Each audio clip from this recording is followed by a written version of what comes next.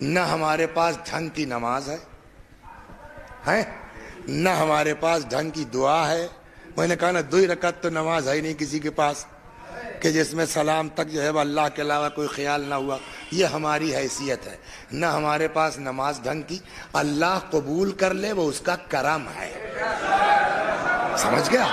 ورنہ صحیح بات یہ ہے کہ نہ ہماری نماز میں کوئی دم ہے، نہ ہمارے روزے میں کوئی دم ہے، نہ ہماری تلاوت میں کوئی دم ہے. اور اسی بات کو سمجھایا ہے اپنے لڑکے کو. دیکھیے ایک بات نوٹ کر لیے سب لوگ. مولوی صاحب تو ہوں سنو، خالی چلانے سے کام نہیں چلے گا.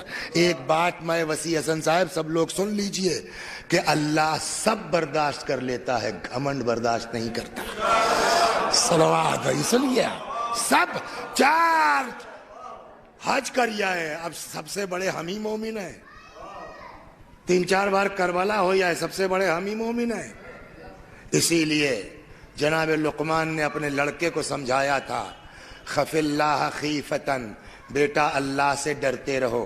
وَلَوْ جِئْتَ بِبِرِّ الثَّقَلَيْنِ، چاہے جن و انس کے برابر تمہارے کھاتے میں نیکی ہی کیوں نہ ہو، اللہ سے ڈرتے رہو. ورج اللہ، مگر گناہ کا مطلب یہ نہیں کہ اللہ کی رحمت سے مایوس ہو جاؤ. ورج اللہ رجاءً، اللہ کی رحمت سے مایوس نہ ہو، چاہے جن و انس کے برابر تمہارے کھاتے میں نیکی ہی کیوں نہ ہو. یعنی اسلام دین ہم کو بیچ میں رکھنا چاہتا ہے.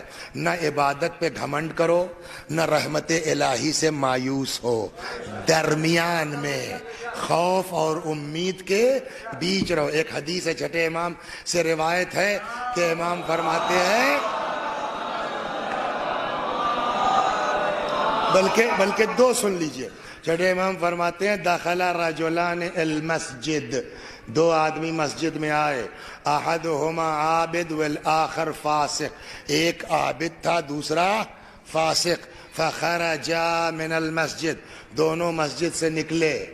جو عابد تھا وہ فاسق ہو گیا تھا نماز پڑھ کے، اور جو فاسق تھا وہ عابد نہیں، آگا سپرلیٹو ڈگری، والفاسق صدیق، وہ صدیق بن چکا تھا. امام نے کہا جانتے ہو ایسا کیوں ہوا؟ کہ مولا کیوں؟ کہ وہ فاسق جو ہے وہ صدیق اس لیے ہوا کہ وہ گناہگار جب تک مسجد میں رہا تب تک جو ہے وہ شرمندہ، تب تک توبہ، اللہ میاں بہت گندا ہوں، بہت غلطی کی. اور یہ مولوی صاحب جب تک رہے مسجد میں، وسیع صاحب، مدلن بعبادتہ، اپنی عبادت کے اوپر گھمنڈ ہے، میں کب سے عبادت کر رہا ہوں، میں کب سے عبادت کر رہا ہوں. امام فرماتے ہیں وہ شرمندگی کی بنیاد پر صدیق بن گیا، یہ گھمنڈ کی بنیاد پر فاسق بن گیا. اور 2 ہی منٹ میں ہو جائے گا، ایسا کیسے؟ کہ اس کا پریکٹیکل دیکھنا ہے. نہیں سمجھ میں آ رہی ہے حدیث؟ کربلا چلے آؤ. سب سے بڑا گناہگار کربلا میں کون ہے بتائیے آپ؟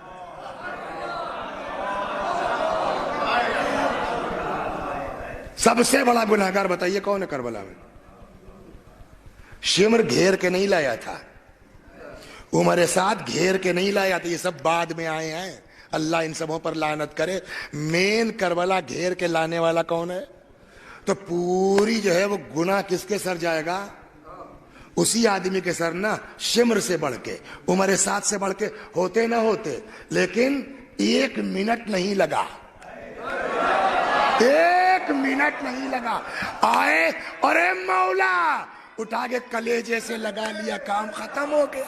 اگر دیکھنا ہے کہ شرمندگی کی بنیاد پر کیسے آدمی علیہ السلام بنتا ہے تو آؤ کربلا.